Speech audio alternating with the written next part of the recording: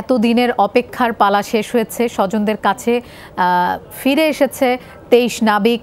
আর অল্প কিছুক্ষণের মধ্যেই তারা স্বজনদের কাছে একদম কাছাকাছি চলে যাবেন।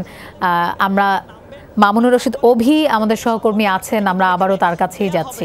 তারাও কিন্তু অধীর আগ্রহে তারা সেখানে এখন দাঁড়িয়ে আছেন, অপেক্ষা করছেন। সামনের থেকেই তারা তাদের স্বজনদের সাথে হাত তুলে এবং কেউ কথাও বলছেন এবং এই মুহূর্তটির জন্য কিন্তু তাদের স্বজনরা অনেক বেশি দীর্ঘদিন ধরে তাদের যে চাওয়া ছিল তারা সামনে থেকে দেখবেন, এটি কিন্তু অনেক বেশি আনন্দের একটি দিন। সেই আনন্দঘন মুহূর্তের জন্য কিন্তু তারা দীর্ঘদিন ধরে অপেক্ষা করছেন এবং সেই মুহূর্তের জন্য এবং সেই সাক্ষী হবার জন্য কিন্তু সকলে এখানে এসেছেন। এবং আমরা এর আগে আসলে সকাল থেকে বিভিন্ন মাধ্যমে এই জাহাজের সর্বশেষ আমরা তথ্য দেখাতে পেরেছি। একটু সামনে যেতে চাই, আমরা একটু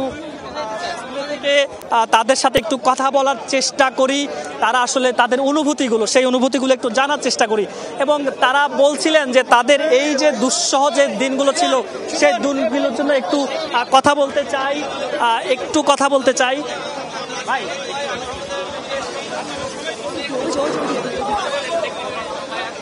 অনেক খুশি, অনেক আনন্দিত। মনে হয়েছিল যে হয়তো বা ফিরতে পারবে না।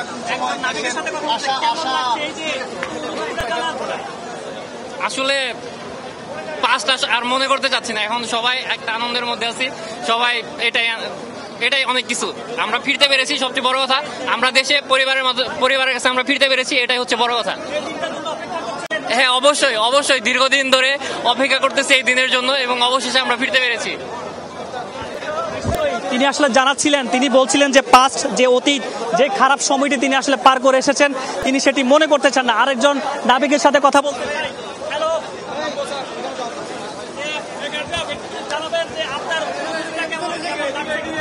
জি, আমি খুবই আনন্দিত, খুবই খুশি আপনাদের সবাইকে দেখে। অনেকদিন পরে অনেকটা বড় একটা বিপদ কাটিয়ে আমরা আমাদের পরিবারের কাছে ফিরছি, দেশবাসীর কাছে ফিরছি। দেশবাসী আমাদের জন্য দোয়া করছে, আমাদের কোম্পানির আন্তরিক প্রচেষ্টা, সরকারের প্রচেষ্টা, সবার প্রতি আমরা খুবই কৃতজ্ঞ। সবাইকে ধন্যবাদ জানাতে চাই। সবাই আমাদের জন্য সবসময় দোয়া করবেন। হ্যাঁ, আমাদের জন্য দিনটা খুবই স্পেশাল। আমাদের স্বজনরা কিছু এসেছেন এখানে, আবার কিছু বাড়িতে আমার জন্য অধীর অপেক্ষা করছেন, আগ্রহে অপেক্ষা করছেন।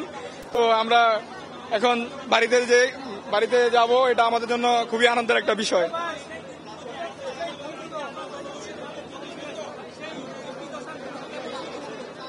জিম্মি দশা অবশ্যই আমাদের খুবই ক্রুশিয়াল একটা মোমেন্ট, ক্রুশিয়াল কিছু টাইম গেছে আমাদের। তো সব সময় পেরিয়ে আমরা এখন মেন্টাল প্রেশার কাটিয়ে আমরা এখন খুশি আছি।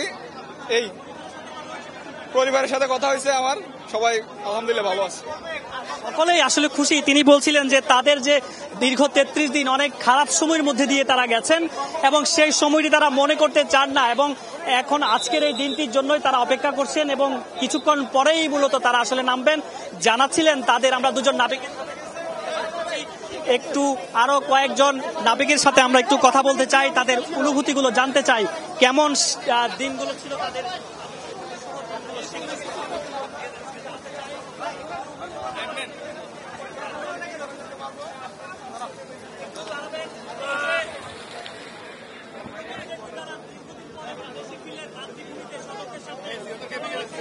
আলহামদুলিল্লাহ, আমাদের অনেক ভালো লাগতেছে। মহান রাব্বুল আলামিন আল্লাহ তাআলার প্রতি অনেক অনেক কৃতজ্ঞ।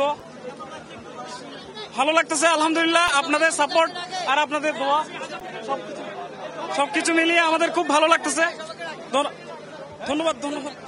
আমাদের নামতে হবে ডাক্তার।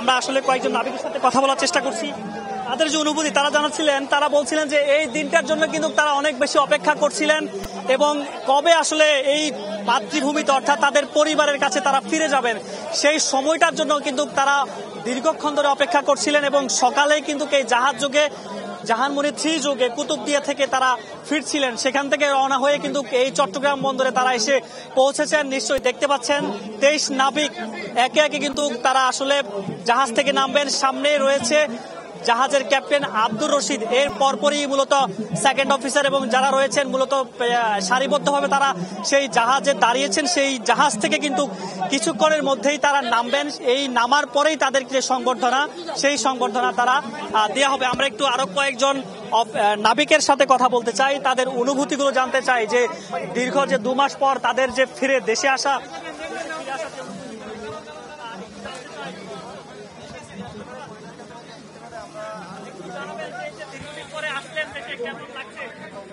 আমরা তো আসি নাই।